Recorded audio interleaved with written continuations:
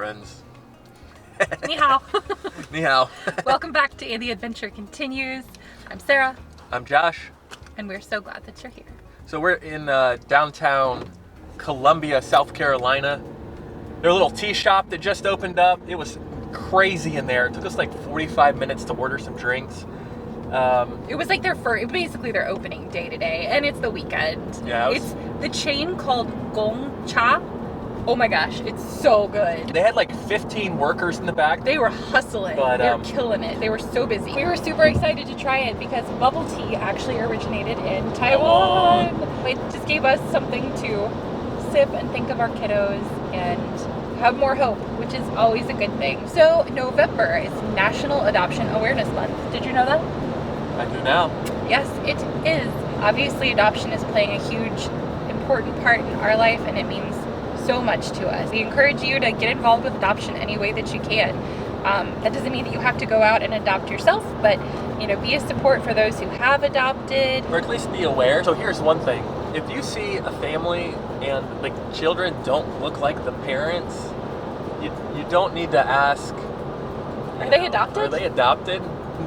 Maybe Something you could say instead would be, your family is so beautiful. That would be way more appropriate. If they wanted to tell you about their adoption story at that point, they could. Otherwise, it's just an encouraging thing to hear, no matter if you have biological children or adoption children. So, just some things to think about. We did a little video last weekend for a grant that we were applying for. We didn't actually make it through to the next round of the grant, but we worked really hard on the video and we wanted to share it with you guys. It's a little bit of our adoption story. It's a much different feel than our normal vlog, a little more formal. And also we couldn't necessarily convey everything that we wanted to convey in less than 3.5 minutes. So it's a super short video. It's really just the Reader's Digest version of our adoption story, but we wanted to share with you guys what we did. So here it is.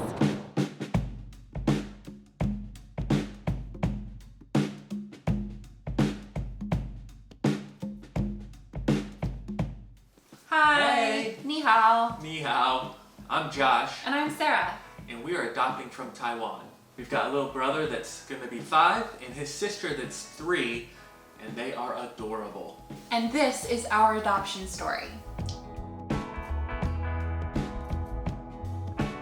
So we were college friends turned college sweethearts, and we got married in 2008, and then we hit a fork in the road. So we knew that we wanted both biological children and we wanted to adopt, but we weren't sure which to do first. Then we looked at the high cost of adoption and realized that that number was very high and scary, and so we decided to pursue having biological children while we saved towards adoption. After 4 miscarriages, doctor's visits, specialists, we realized, well, God's planning something different.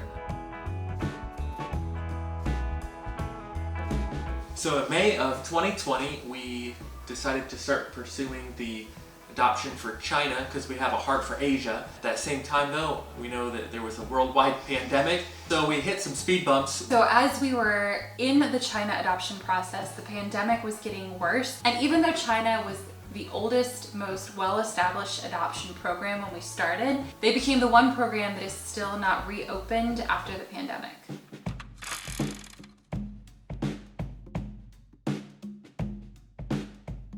We realized that Taiwan was open for adoption.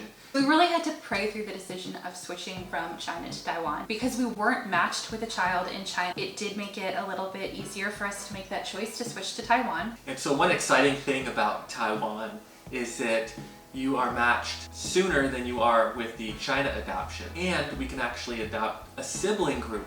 We really want to make sure we keep them together. So part of what we had to think about when we switched countries was that finance aspect. A lot of the fees that we had already paid toward our China adoption, the services had already been rendered. And because of that, the money that we paid in couldn't be transferred over to Taiwan. We also felt for us, in our situation, it would be selfish for us just to wait when there are children that need home. One of the things that we really love about the Taiwan program is it's very, very child-centered. They do their best to review our file, and we actually have to be chosen for the children. So we put forward our paperwork, and now we have to wait and see if we will be selected by the government and the agencies there. We know that adoption can have its ups and its downs, and we are ready and prepared for it. Thank you so much for watching our story today. We are incredibly excited and honored by the concept of adoption.